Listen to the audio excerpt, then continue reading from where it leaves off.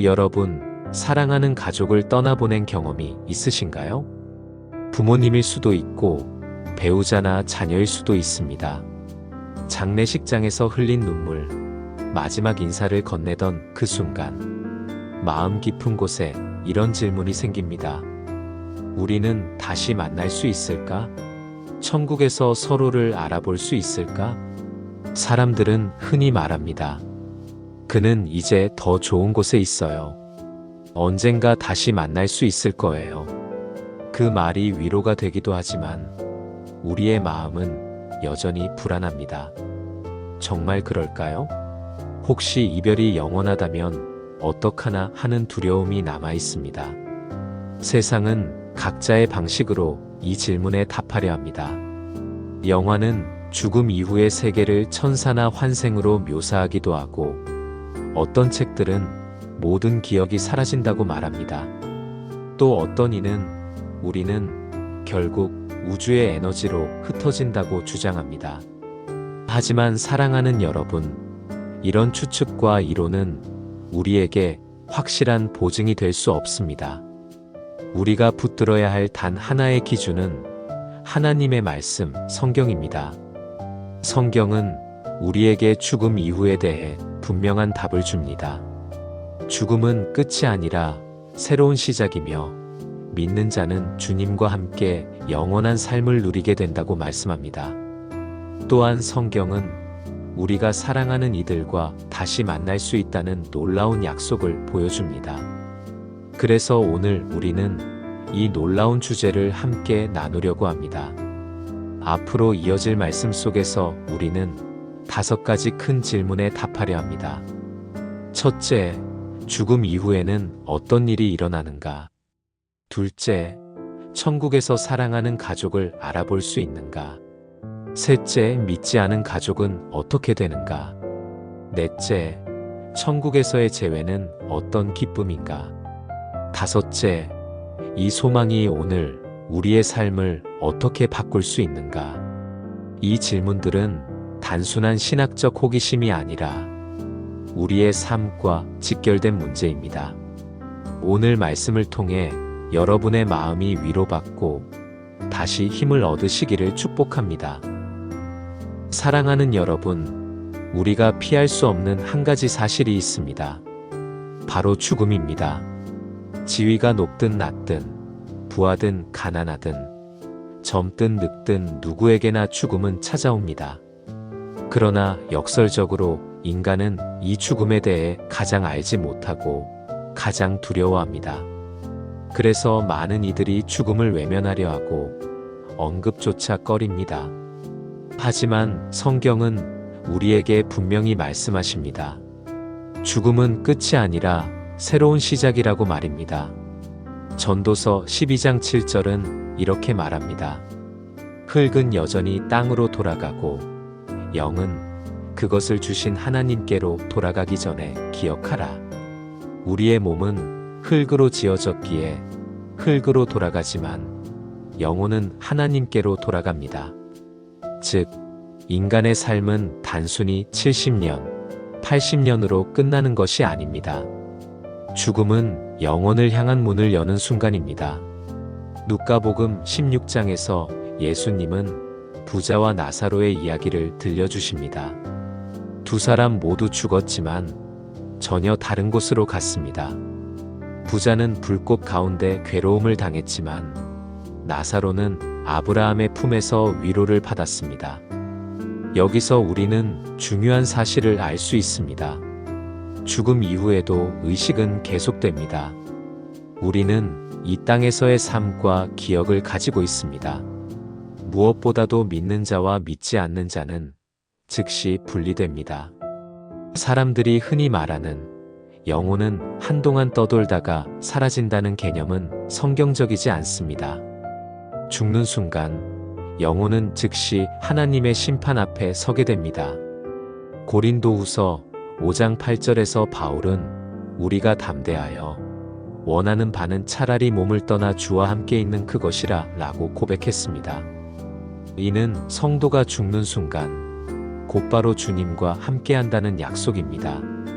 여러분의 가족이나 친구 가운데 믿음 안에서 잠든 분이 계시다면 그분은 이미 주님 곁에서 위로와 평안을 누리고 계십니다.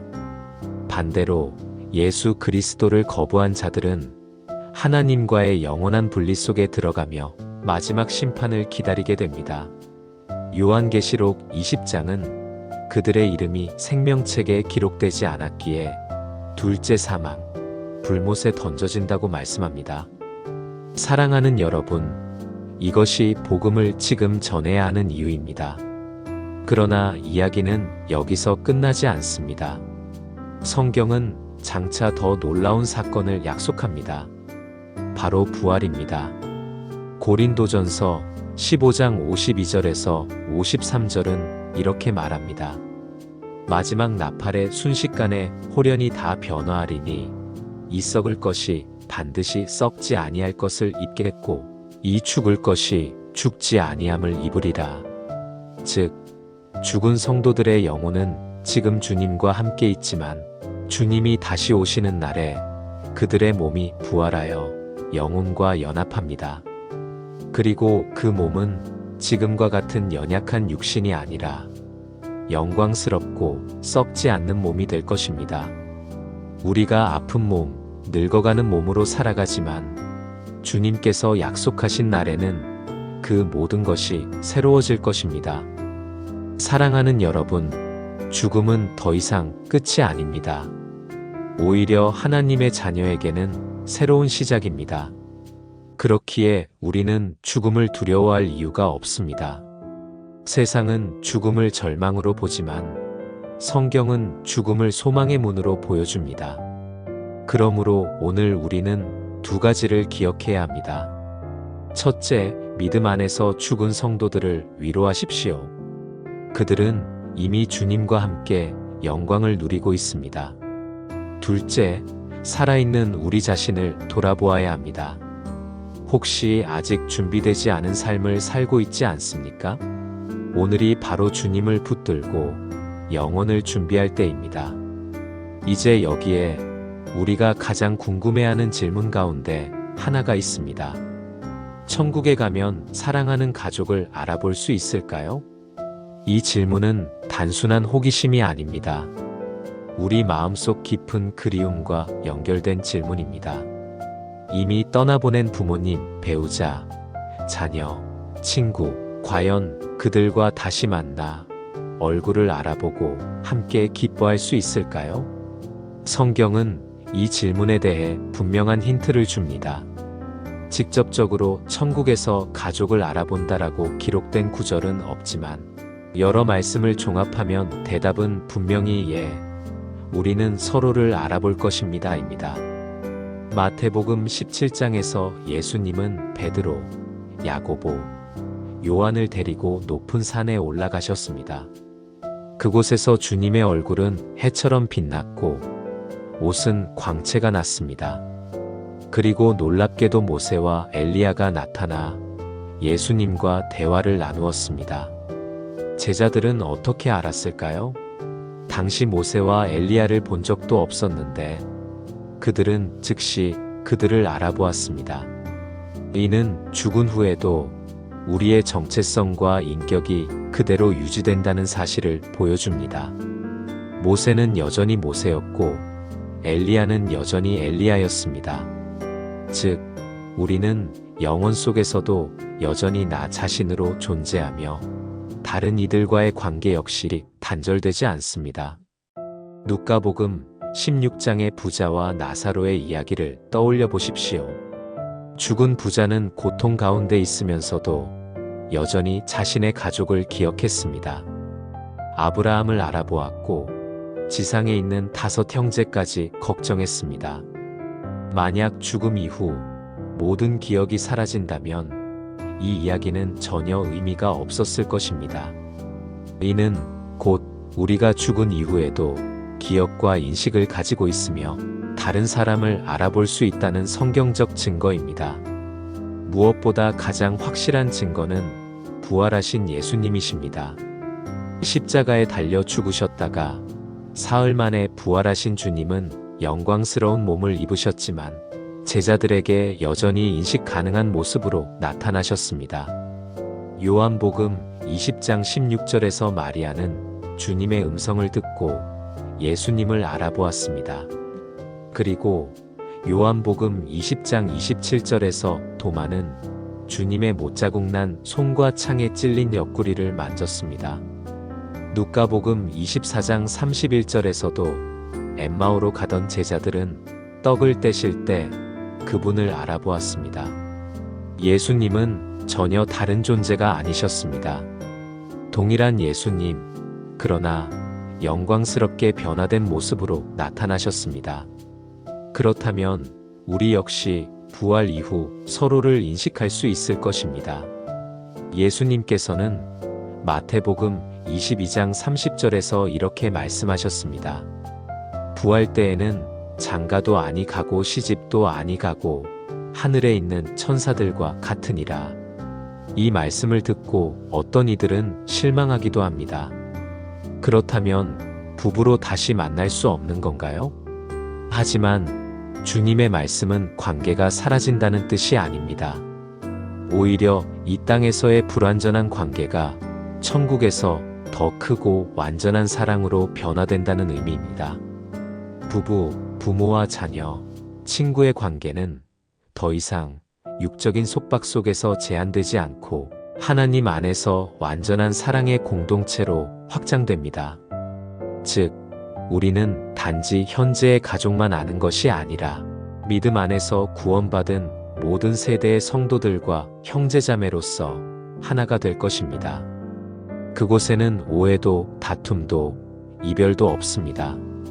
오직 하나님의 사랑으로 맺어진 영원한 교제가 있을 뿐입니다. 사랑하는 여러분, 우리는 천국에서 사랑하는 가족을 다시 만날 것입니다. 그 얼굴을 알아보고 이름을 기억하며 함께 주님을 찬양하게 될 것입니다. 그러나 그 만남은 단순히 과거의 연장선이 아니라 훨씬 더 깊고 완전한 사랑과 기쁨으로 채워진 만남이 될 것입니다. 이 진리를 붙드는 사람은 죽음을 두려워하지 않습니다. 오히려 소망 가운데 살아갑니다.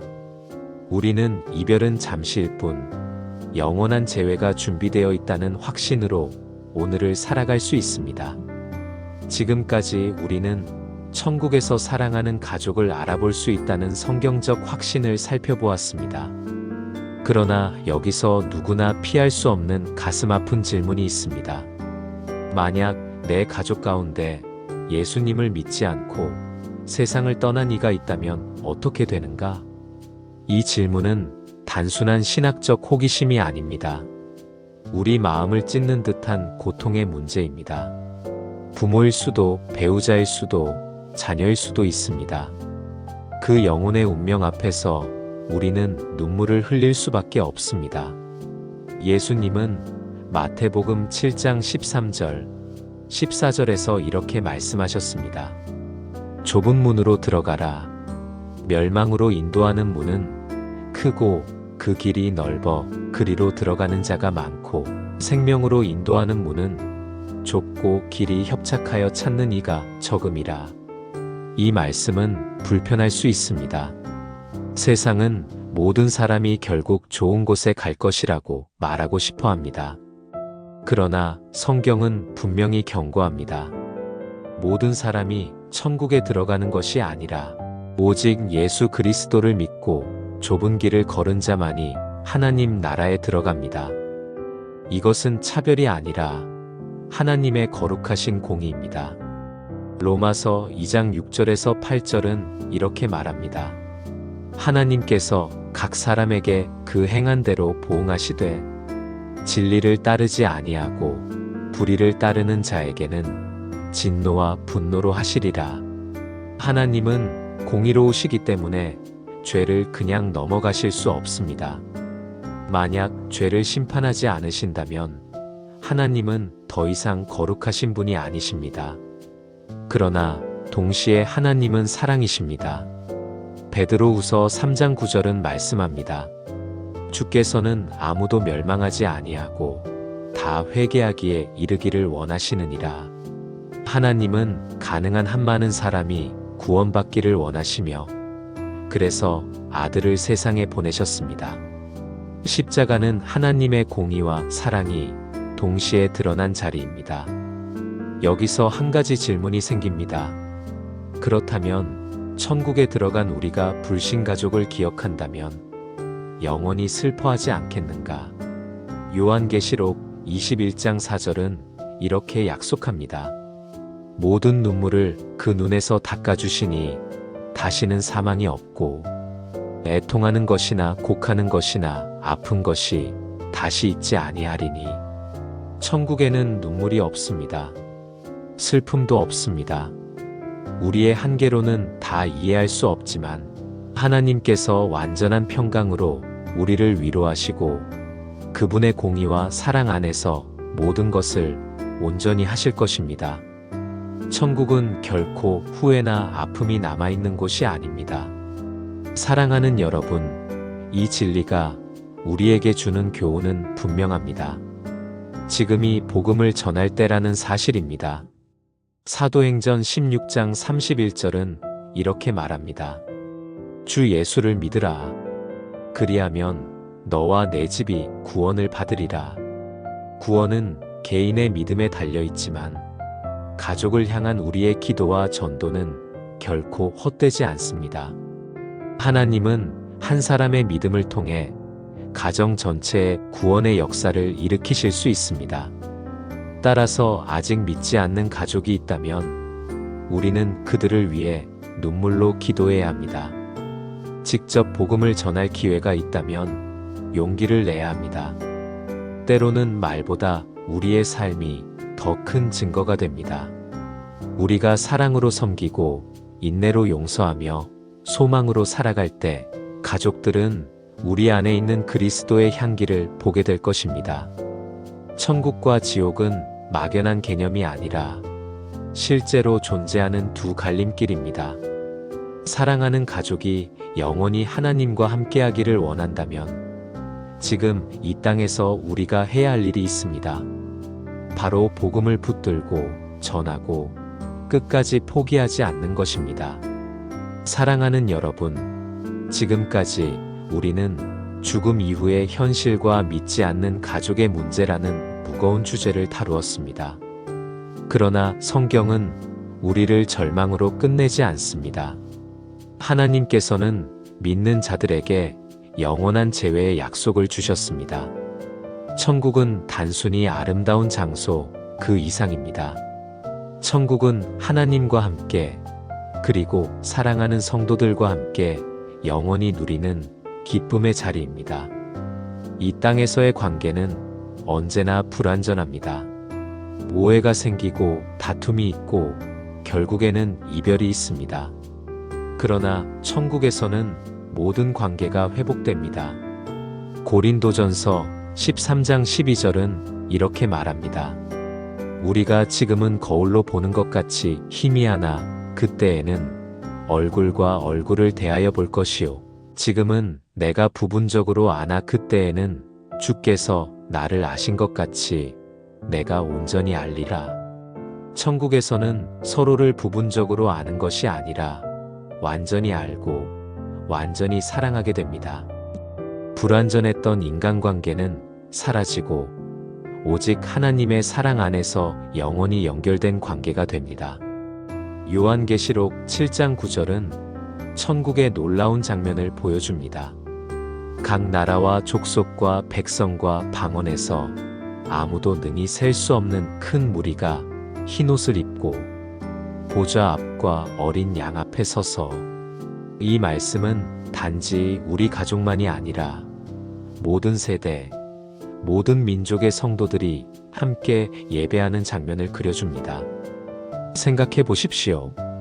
아브라함, 다윗, 바울과 같은 믿음의 선진들, 그리고 수많은 순교자들과 함께 서서 동일한 하나님을 찬양하는 모습, 그것이 바로 천국의 영광입니다.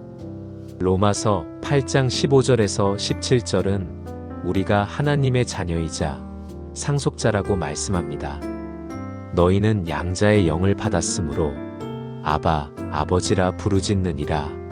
우리가 그리스도와 함께한 상속자니 천국에서는 단순히 부모와 자녀, 부부의 관계로만 제한되지 않습니다. 모든 성도가 한 가족이 됩니다.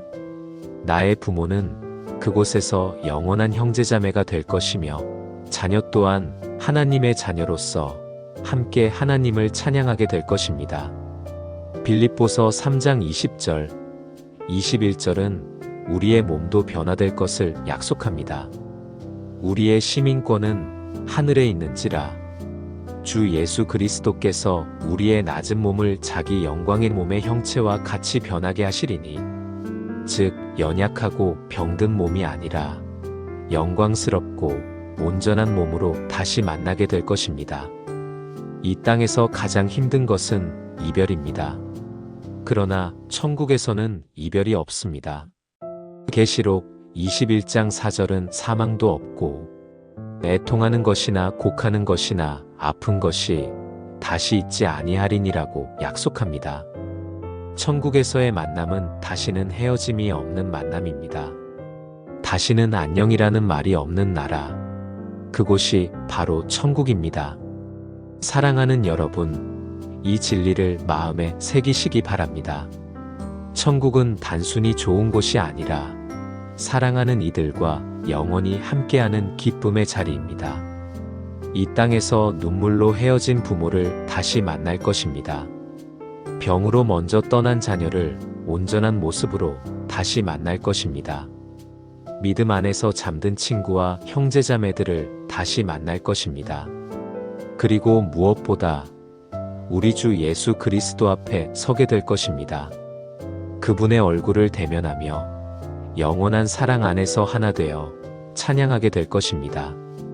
우리는 지금까지 죽음 이후의 세계, 천국에서의 만남, 믿지 않은 가족의 현실, 그리고 영원한 재회의 기쁨을 살펴보았습니다. 그렇다면 이제 가장 중요한 질문이 남습니다. 이 천국의 소망이 오늘 우리의 삶에 어떤 변화를 가져와야 하는가? 단순히 언젠가 누리게 될 약속으로만 남아서는 안 됩니다. 천국은 미래의 희망일 뿐 아니라 오늘 우리의 삶을 바꾸는 현재적 능력입니다. 세상은 죽음을 두려움으로만 생각합니다.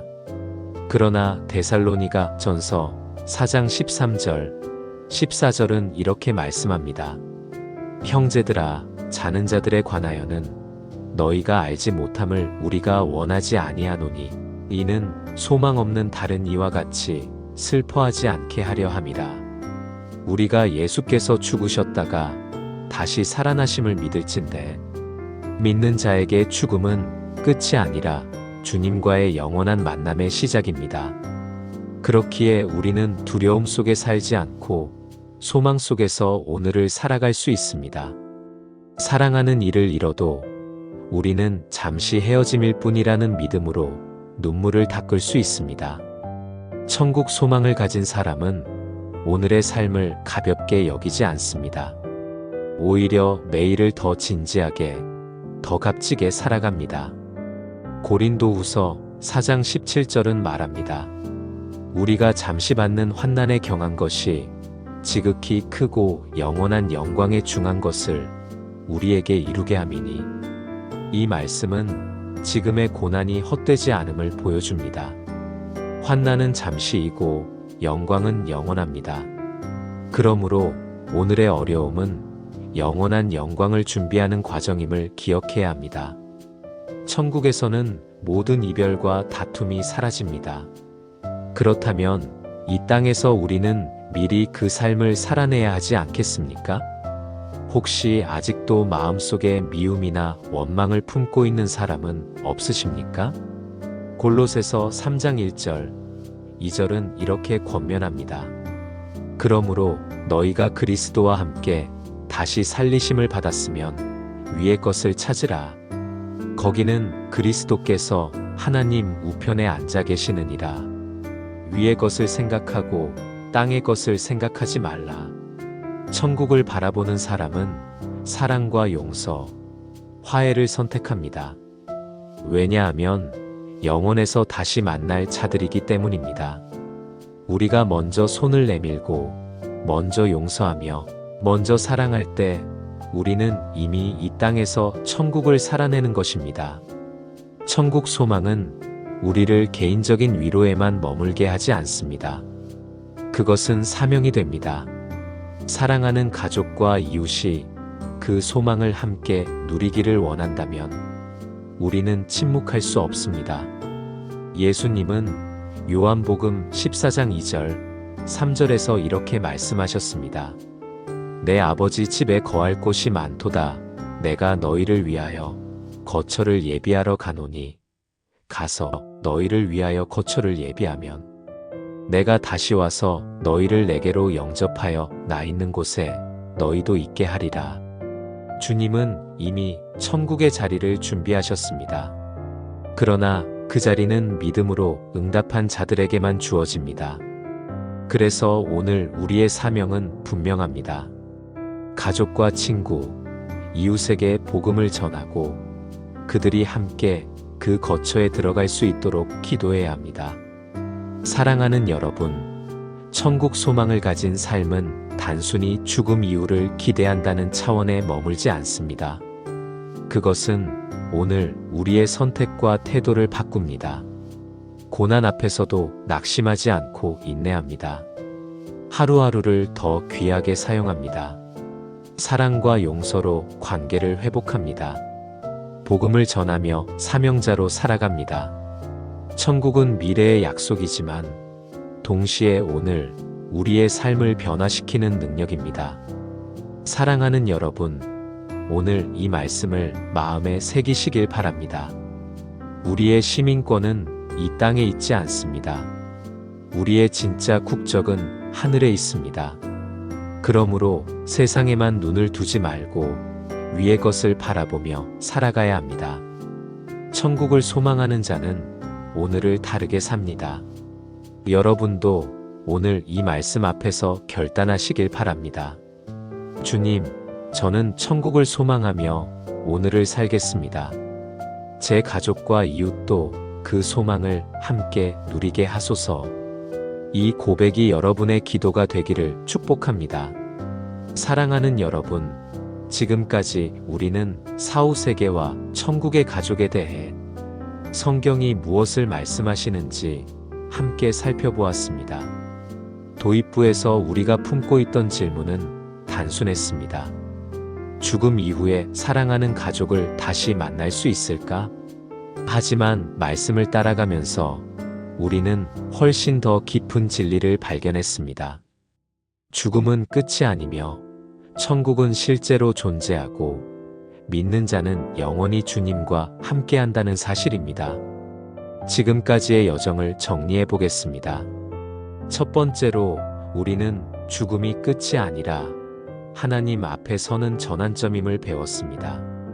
믿는 자는 즉시 주님의 임재 속에 들어가고 장차 영광스러운 부활의 몸으로 다시 일어날 것입니다. 두 번째로 천국에서 가족과 성도들을 알아볼 수 있다는 확신을 가졌습니다. 기억과 정체성은 사라지지 않으며 오히려 더 완전한 사랑과 교제로 이어집니다. 세 번째로 믿지 않은 가족의 문제라는 무거운 질문을 마주했습니다. 하나님의 공의와 사랑은 완전하며 천국에는 눈물이 없다는 약속을 통해 위로를 받았습니다. 동시에 복음을 전해야 할 우리의 사명이 얼마나 긴급한지도 확인했습니다. 네 번째로 천국에서의 영원한 재회의 기쁨을 묵상했습니다. 이별도 다툼도 눈물도 없는 완전한 관계, 회복 속에서 사랑하는 가족과 믿음의 선진들과 함께 하나님을 영원히 찬양하게 될 것입니다. 마지막으로 이 천국 소망이 오늘 우리의 삶을 바꾸어야 한다는 교훈을 얻었습니다. 죽음을 소망으로 바라보고 하루하루를 귀하게 여기며 사랑과 용서를 실천하고 복음을 전하는 삶이 바로 영혼을 준비하는 삶이라는 사실입니다. 사랑하는 여러분, 혹시 지금도 사랑하는 이를 먼저 떠나보내고 슬픔 가운데 계십니까? 성경은 이렇게 말씀하십니다. 형제들아, 자는 자들에 관하여는 너희가 알지 못함을 우리가 원하지 아니하노니 이는 소망 없는 다른 이와 같이 슬퍼하지 않게 하려 함이라. 그리스도 안에서 잠든 자들과의 이별은 영원한 이별이 아닙니다. 그것은 잠시의 이별일 뿐이며 주님 다시 오실 날에 우리는 반드시 다시 만날 것입니다. 그 만남은 이 땅에서 경험했던 어떤 만남보다도 깊고 온전한 기쁨이 될 것입니다. 그러나 사랑하는 여러분, 이 약속은 단순히 모든 사람에게 자동으로 주어지는 것이 아닙니다. 예수님은 요한복음 14장 6절에서 이렇게 말씀하셨습니다. 내가 곧 길이요 진리요 생명이니 나로 말미암지 않고는 아버지께로 올 자가 없느니라. 천국은 준비된 자리를 위한 준비된 곳입니다. 그렇기에 우리는 지금 이 땅에서 믿음으로 준비해야 합니다. 혹시 아직 주님을 믿지 않는 분이 계십니까? 오늘이 바로 그 결단의 날입니다. 주님께 마음을 열고 영혼을 준비하십시오. 그리고 이미 믿음을 가진 분들은 가족과 이웃에게 이 복음을 전하시기 바랍니다. 우리의 삶은 짧지만 영혼은 끝이 없습니다. 사랑하는 여러분, 오늘 이 말씀 앞에서 함께 고백해 보기를 원합니다. 주님, 저는 천국을 소망하며 오늘을 살겠습니다. 제 가족과 이웃도 이 소망 안에 들어가게 하소서. 제가 복음을 부끄러워하지 않고 전하게 하소서.